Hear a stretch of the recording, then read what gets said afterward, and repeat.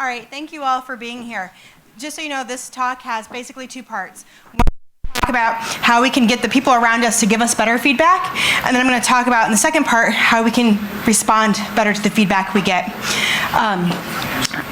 I'm Tonya, this is me, this is my new lady. I've been doing this for about 12 years, and I also teach at the School of Information Interaction Design. So I'm getting it at both directions.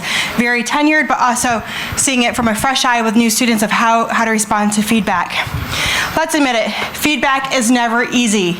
It sucks. It sucks because we're relying on it to have direction, we're relying on it to know what to do next, and trying to make sense of it is almost impossible. So I think of it in terms of what skills can we use to get better. First of all, we have to acknowledge when our teams say to us things like, I don't like it, or that's nice, or it's not blue enough, we cannot let that go. We can't do anything with that. You all giggle because we've all been there. You go back to your cube and you're like, what do I do with this? I don't know.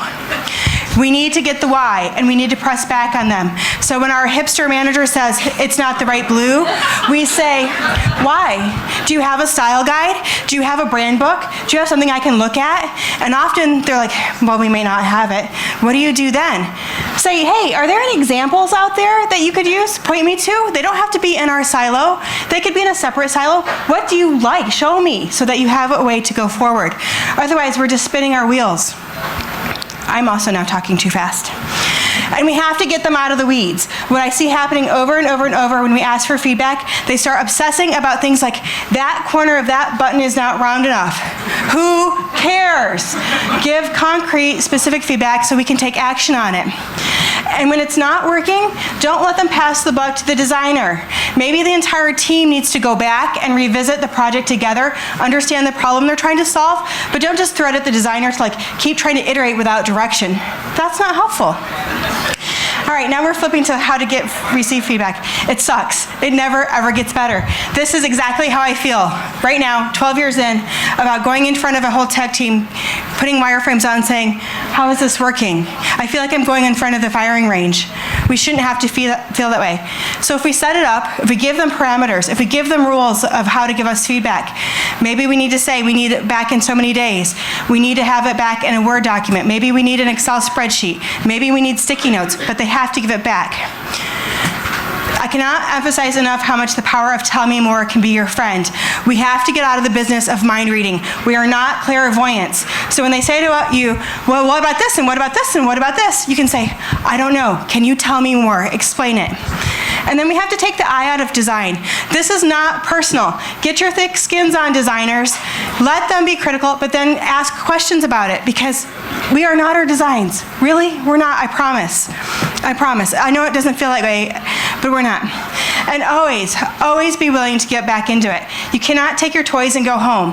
You have to go back with iterations, and you have to invite them to iterate with you and know that we're on a cyclical iterative process. Otherwise, you're just going to be like, I can't do this anymore. And we will all go work at some other place. We also need to design for feedback.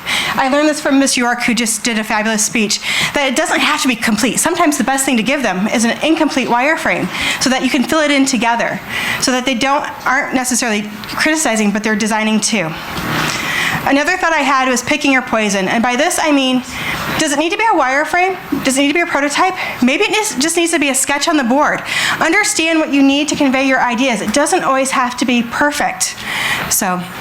And another reminder for myself is it's never done.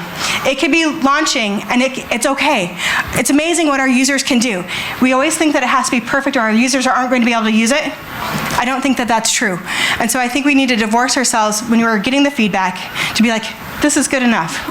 Like anything else we do, this does not come easy. If you do not practice it, it's hard. So if you, like yoga, try and stretch and practice, it will become easier. I know, that's my image.